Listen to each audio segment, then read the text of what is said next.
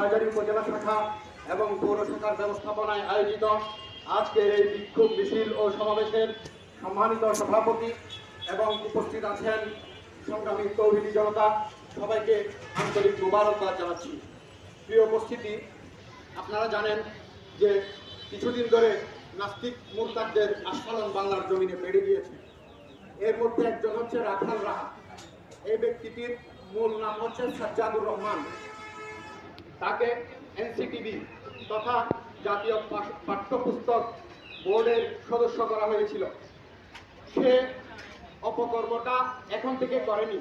সে প্রথমত তার বাপ দাদার দেওয়া নাম, ইসলামী নাম সাজ্জাদুর রহমান বাদ দিয়ে হিন্দুদের সাথে মিলিয়ে রাখাল রাহা রেখে সে প্রথমেই এই হিন্দুত্ববাদী দেশ ভারতের আনুগত্য অনেক আগেই সে প্রকাশ করেছে। সাথে সাথে গত জানুয়ারি মাসের 12 তারিখ সে পাঠ্যপুস্তকের মধ্যে প্রথম অপকর্মটা সে করেছিল। সেটা হচ্ছে পাঠ্যপুস্তকের মধ্যে গ্রাফিতি এনেছিল সে আদিবাসীদের নিয়ে। বাংলাদেশে আদিবাসী নামে কোনো শব্দ নাই, এরা হচ্ছে ক্ষুদ্র নৃগোষ্ঠী। সে আদিবাসী শব্দটি প্রয়োগ করে পাঠ্যপুস্তককে কলঙ্কিত করেছে। স্বাধীনতার সার্বভৌমত্বের শিকড়ে সে কোঠারাঘাত করেছে। এখন যদি তার এই 20 দাঁত ভেঙে দেওয়া হতো তাহলে সে আজকে এই দুঃসাহস দেখাতে পারত না। সেজন্য আমি উপদেষ্টা মন্ডলীদেরকে বলবো, অতিরিক্ত সুশীলগিরি দেখানো বন্ধ করুন। বা মুসলমান আল্লাহ আল্লাহ বা ব্রাহ্মণ রাম রাম, এই নীতি থেকে আপনারা সরে আসুন।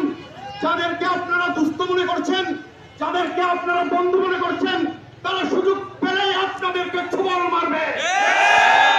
সেজন্য বলতে চাই, প্রশাসনে প্রাপ্তি মেরে থাকা র এর এজেন্ট, মুসাদের এজেন্ট, সর্বোপরি ফ্যাসিস্ট হাসিনার এজেন্টদেরকে চিহ্নিত করার জন্য একটি টাস্ক ফোর্স গঠন করুন। দেশপ্রেমী সেনাবাহিনী সদস্য, পুলিশ সদস্য এবং গোয়েন্দা বাহিনীদের নিয়ে একটি টাস্ক ফোর্স গঠন করে ঘাপটি মেরে থাকা এই ভারতীয় দূষণদেরকে চিহ্নিত করে অনতি বিলম্বে তাদেরকে বিচারের আওতায় আনুন। নইলে আমাদের রক্তে গড়া এই স্বাধীনতা, এই 24-এর স্বাধীনতা টিকিয়ে রাখা অসম্ভব হয়ে যাবে।